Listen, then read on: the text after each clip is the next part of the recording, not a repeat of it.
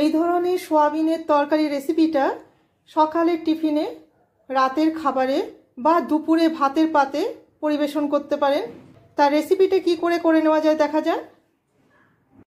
নমস্কার বন্ধুরা, মায়ের মামনির রান্নাঘরে সবাইকে স্বাগত। আজকে যে রেসিপিটা আপনাদের কাছে তুলে ধরবো আপনারা প্রত্যেকেই করে থাকেন। আমি আজকে টিফিনের জন্য করে নেব সোয়াবিনের তরকারি। সোয়াবিনের তরকারি করতে আমি নিয়েছি সোয়াবিনটাকে জলে ভিজিয়ে ছেঁকে রেডি করে রেখেছি। আর নিয়েছি 3টে মাঝারি সাইজের আলুকে 4 ভাগ করে ওটাও সেদ্ধ করে রেখেছি। আর নিয়েছি একটা বড় পেঁয়াজকে কুচিয়ে রেখে দিয়েছি। কড়াতে 1 চামচ সর্ষের তেল দিয়ে দিয়েছি। আর দিয়ে দিচ্ছি, যাতে কড়ার গায়ে লেগে না যায় তার জন্য সামান্য লবণ। তেলটা গরম হয়ে আছে, এই সময় দিয়ে দেব আলুটাকে হালকা লাল করে ভেজে নেব।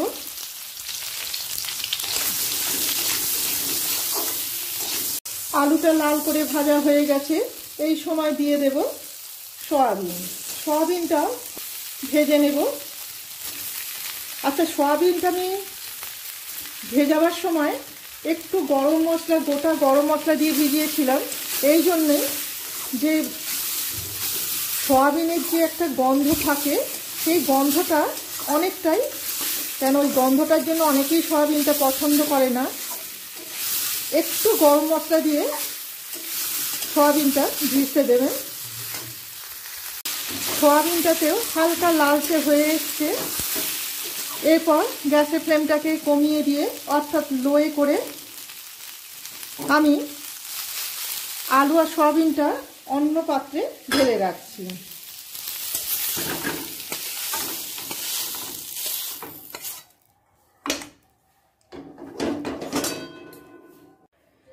একই কড়াতে দিয়ে দিচ্ছি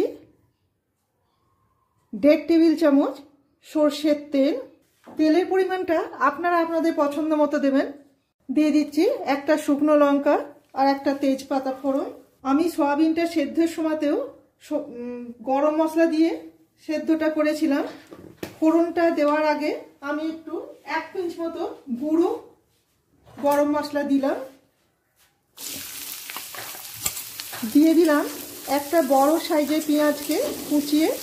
পেঁয়াজটা লাল হওয়া পর্যন্ত অপেক্ষা করব।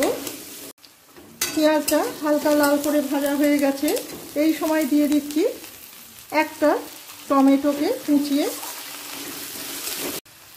দিয়ে দেব 1 চামচ আদা রসুন বাটা। এরপর একে একে দিয়ে দিচ্ছি পরিমাণ মতো লবণ, 1/2 চামচ হলুদ গুঁড়ো, 1/2 চামচ জিরে গুঁড়ো, 1/2 চামচ ধনে গুঁড়ো, 1/4 স্পুন গোলমরিচের গুঁড়ো, 1 চামচ চিনি। তরকারিটায় সুন্দর রং আনার জন্য দিচ্ছি কাশ্মীরি লঙ্কার গুঁড়ো। লঙ্কার পরিমাণটা আপনারা আপনাদের পছন্দ মতো দেবেন, কম বেশি করে। আমি চা চামচের 3 ভাগের 1 ভাগ দিলাম। দিয়ে দিচ্ছি 1/2 চামচ কাঁচা লঙ্কা বাটা।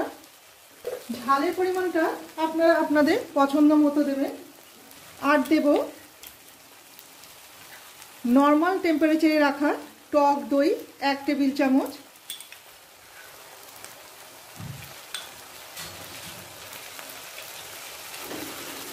সব উপকরণগুলোকে এবার ভালো করে মিশিয়ে নেব।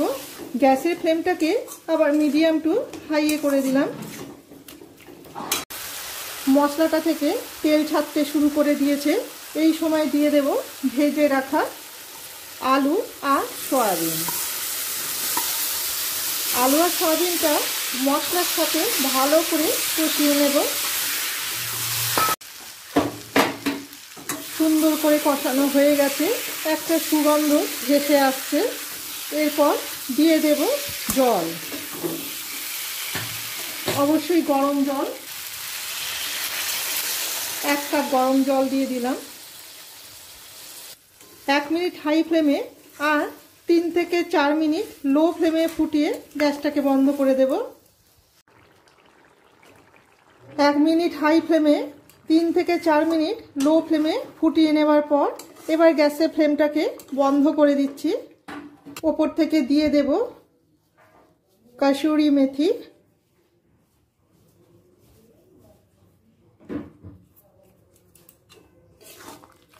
কসুরি মেথিটা দিয়ে একবার ভালো করে সয়াবিন আর আলুর সাথে মিশিয়ে নিলাম। ব্যাস রেডি সয়াবিনের তরকারি। সয়াবিনের তরকারি রেসিপিটা আপনাদের কেমন লাগলো অবশ্যই কমেন্ট করে জানাবেন।